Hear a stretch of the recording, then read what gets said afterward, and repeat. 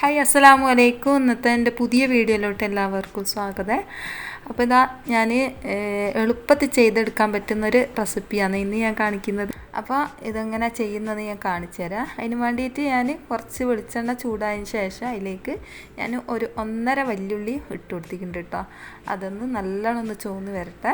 അതിന് മുൻപായിട്ട് തന്നെ നമ്മളെ വീഡിയോ കാണുന്ന കൂട്ടുകാർ ഒന്ന് ലൈക്ക് അടിച്ചേക്കണേ.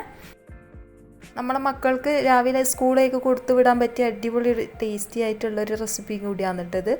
അപ്പം വീഡിയോ എല്ലാവരും ഒന്ന് സ്കിപ്പ് ചെയ്യാണ്ടൊന്ന് കണ്ടൊന്ന് സപ്പോർട്ട് ചെയ്യുക കേട്ടോ. അതിന് വേണ്ടിയിട്ട് നമ്മളെ വല്യുള്ളി ഒന്ന് നല്ലോണം ഒന്ന് ചുവന്ന് വരണം കേട്ടോ. നമ്മളെ വല്യുള്ളി ഇതുപോലായി കിട്ടിയാൽ മതിയേ. ഇനിയിപ്പം നമുക്ക് ഇതിലേക്ക് തക്കാളി ചേർത്ത് കൊടുക്കുക. ഒരു തക്കാളിയാണ് ഞാൻ ഇതിലേക്ക് ചേർത്ത് കൊടുക്കുന്നത്. ഏകദേശം വലിപ്പമുള്ള ഒരു തക്കാളിയാണ് കേട്ടോ. കുഞ്ഞ് പീസാക്കിയിട്ട് കട്ട് ചെയ്ത് കൊടുക്കുക.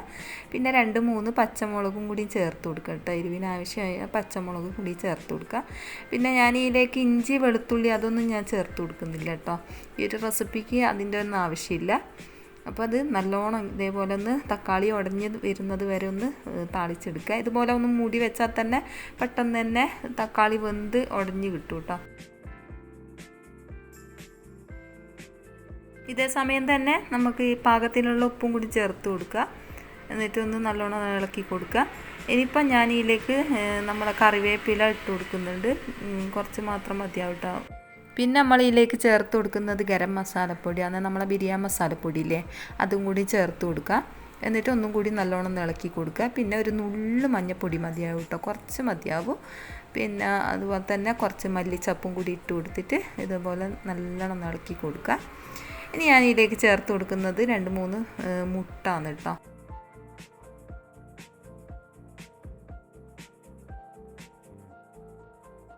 മുട്ട ചേർത്ത് കൊടുത്തിട്ട് ഇതേപോലെ നല്ലോണം ഒന്ന് ചിക്കി ഇളക്കി കൊടുക്കുക. അപ്പോൾ മുട്ട ഒന്ന് വെന്ത് വരുന്നവരെ ഒന്ന് ചിക്കി കൊടുക്കുക കേട്ടോ.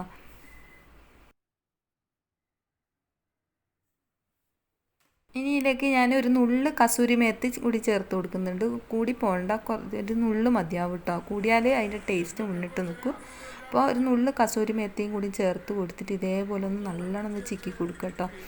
അപ്പോൾ ഇതുപോലെ ചെയ്യാത്തവരുണ്ടെങ്കിൽ ഒന്ന് ചെയ്ത് നോക്കുക. എളുപ്പമാണ് കേട്ടോ ഈ ഒരു റെസിപ്പി. അപ്പോൾ കുട്ടികൾക്ക് രാവിലെ തന്നെ നമുക്ക് പത്തിരിൻ്റെ ഒപ്പം എന്താ കൊടുത്ത് വിടാമെന്നുള്ളൊരു ചിന്ത വേണ്ട. എളുപ്പം ചെയ്ത് കൊടുക്കാൻ പറ്റുന്നൊരു റെസിപ്പിയും കൂടിയാണ്. ചോറുണ്ടെങ്കിൽ ചോറ് വെച്ചിട്ട് ചോറിൻ്റെ ഒപ്പരായാലും അതുപോലെ തന്നെ പത്തിരിൻ്റെ ഒപ്പരായാലും ഒക്കെ ചെയ്ത് കൊടുക്കാൻ പറ്റുന്നൊരു റെസിപ്പിയും കൂടിയാണ്. അപ്പോൾ നല്ലൊരു ടേസ്റ്റാണ്. കുട്ടികൾക്ക് എന്തായാലും ഇഷ്ടപ്പെടും. എല്ലാവരും ഒന്ന് ട്രൈ ചെയ്ത് നോക്കാം കേട്ടോ. എന്നിട്ട് അഭിപ്രായങ്ങൾ എഴുതി അറിയിക്കാൻ മറക്കരുത്. അതുപോലെ തന്നെ നമ്മളെ വീഡിയോക്ക് സബും കൂടിയും ചെയ്യണം കേട്ടോ. ഇനി ഇത്രയേ ഉള്ളൂ നമ്മളെ ഇന്നത്തെ വീഡിയോ. ഇനി അടുത്ത പുതിയ വീഡിയോയിൽ കാണാം. അസ്സലാമു അലൈക്കും.